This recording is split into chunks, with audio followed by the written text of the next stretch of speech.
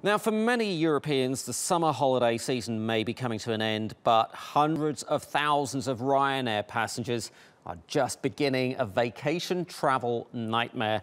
Over the weekend, Europe's biggest discount airline began cancelling between 40 and 50 flights a day, and now that is due to continue for the next 6 weeks.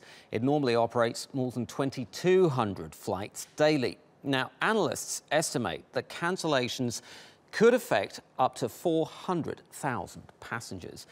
The reason for the move? Well, Ryanair is trying to reduce a backlog of crew holidays as required by its Irish regulator. In a statement, Ryanair's Chief Marketing Officer, Kenny Jacobs, said, "We have messed up in the planning of pilot holidays and we're working hard to fix that." But that hasn't been of much comfort for stranded passengers.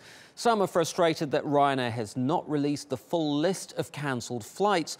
Louise Thomas, for example, tweets people should be entitled to the full 6-week list to enable us to plan ahead. I'm taking my mum on a surprise 4-night stay in Palma, and it is frustrating, infuriating, take your pick. And Ciara O'Brien tweets 2 more emails from Ryanair trying to flog me car hire and accommodation. I'd settle for knowing I can get to my sister's wedding. Well, Ryanair is offering refunds or alternative flights to some passengers. As a result, analysts estimate Ryanair could face tens of millions of dollars in lost revenue. And all of this, of course, has driven Ryanair's share price sharply lower, falling more than 3% at one point on Monday there. Let's get more on this now with Chris Roebuck. He's the visiting Professor of Transformational Leadership at the Cass Business School, and he joins us from London. Welcome back to Money Talks. Chris, great to have you on the show. Thank you. Chris, if you're a Ryanair customer and your flight has been cancelled, what can you do? There's not much you can do in terms of getting to where you want to get to, or if you happen to be where you went, getting home. The simple fact is that you have to try and make sure you get a flight with someone that Ryanair approves and then get some compensation. I mean, this is just staggering.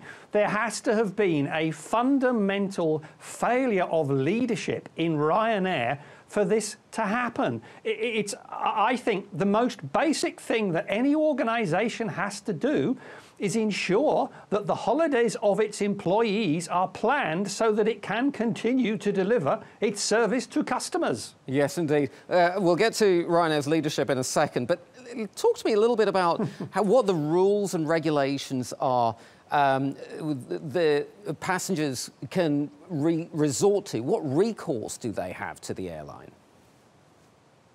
Well, effectively, it's down to the airline to pretty much provide an alternative that is as good as can be delivered in the view of the airline. The passenger pretty much has to go along with that, and then post-event claim back what they think is appropriate compensation. And the issue is quite clearly that if you suddenly decide you're not going to wait and get on somebody else's flight, you might be in a position where you are not going to get any compensation. Indeed. Now, the other reason that Ryanair has given for the cancellations is punctuality. Now, it says that its percentage of flights on time dropped below 80%. Tell us a little bit more about that part of this equation. Well, they're saying that because of issues around weather, because of issues around flight traffic delays, because the French air controllers decided to have another strike, that it made their life difficult and their punctuality was low. But there is no logic from my perspective to say because it was 80%, because it was 90%, because it was 75%, we have to do something that's so drastic. The likelihood is that this issue has been caused by a number of things that are going on under the surface in Ryanair: the inability to plan holidays, the change in end date from March 31st to December 31st for holidays from the regulator. But also we know that Ryanair are losing pilots to Norwegian, who are opening up in Dublin later on this year. That's going to be interesting to watch as well. Norwegian, of course, on a tear expanding across the Atlantic absolutely. as well. Let's talk about Michael O'Leary. You can't talk about Ryanair without talking about Michael O'Leary, the CEO, really, can we? Now, he has been famously dismissive about customer service, but in 2014, he had a bit of an epiphany. He said, if only I'd learned that being nice was good for business, I'd have done it years ago. I love that quote.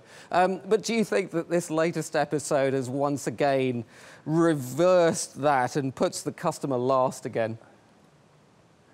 I think it probably does to have actually agreed. I cannot understand what was in their minds when they took an action they knew was going to upset 400,000 of their customers. But, you know, there we go. If customers are second and money comes first. The problem is the fundamental approach to the business model, that actually you can mess people around sufficiently because they haven't got any alternative, has now come to the end of the line because Norwegian has appeared on the scene and they will be opening in Dublin. And from the perspective, you see, it's not just about customers, it's also about employees. Because why are the pilots of Ryanair potentially going to Norwegian? It's because they're being treated better. So it's about how do you treat customers, how do you treat your employees, and if you treat them both right, you'll make more money. That's a fact. Chris Roebuck from the Cass Business School in London. As always, thank you ever so much.